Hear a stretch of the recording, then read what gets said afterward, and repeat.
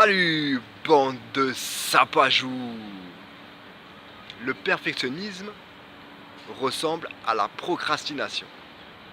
La procrastination, c'est le fait de reporter à plus tard ce que l'on peut faire maintenant.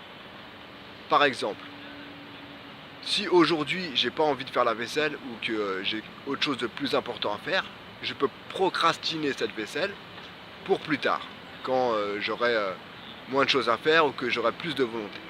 Ça, c'est procrastiner. Donc remettre à plus tard.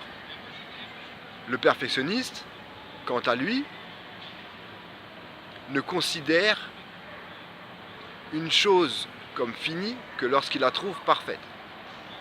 Mais comme elle n'est jamais complètement parfaite, le vrai perfectionniste repousse toujours à plus tard la finition de ce qu'il fait. Donc un vrai perfectionniste ne finit jamais rien. Et plus on est perfectionniste, et moins on est capable de finir ce que l'on fait.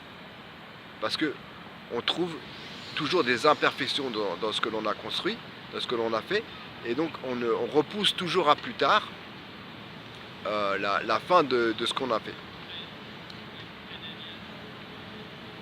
Et j'aimerais aussi vous parler d'une petite expérience qui avait été faite avec des gens au hasard qui concernait la poterie.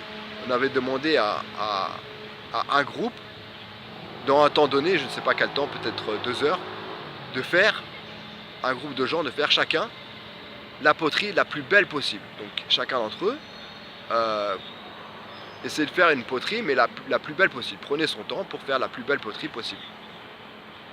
Et à un deuxième groupe de personnes, ils ont demandé à chacun d'entre eux, dans le même temps donné, de faire le plus de poterie possible, de faire, je sais pas, le plus de kilos de poterie possible, ou le plus de pièces de poterie possible. Et il s'est avéré que ce deuxième groupe-là était à la fin capable, faisait des plus belles poteries que le premier groupe qui s'était concentré sur une seule poterie, parce qu'ils avaient eu beaucoup plus de pratique.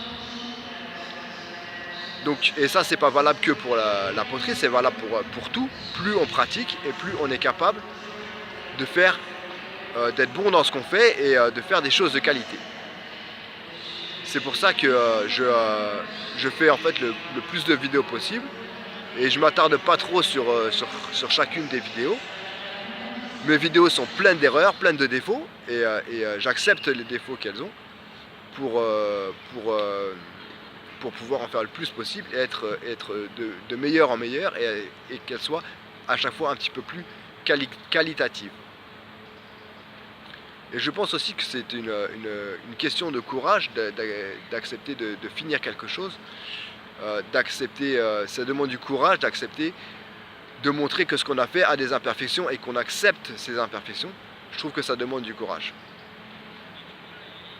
Voilà, et sinon par ailleurs, c'est pas pour me vanter, mais j'ai pas beaucoup d'abonnés sur ma chaîne, donc si tu veux t'abonner, ça serait cool. Allez copain, abonne-toi s'il te plaît. Salut!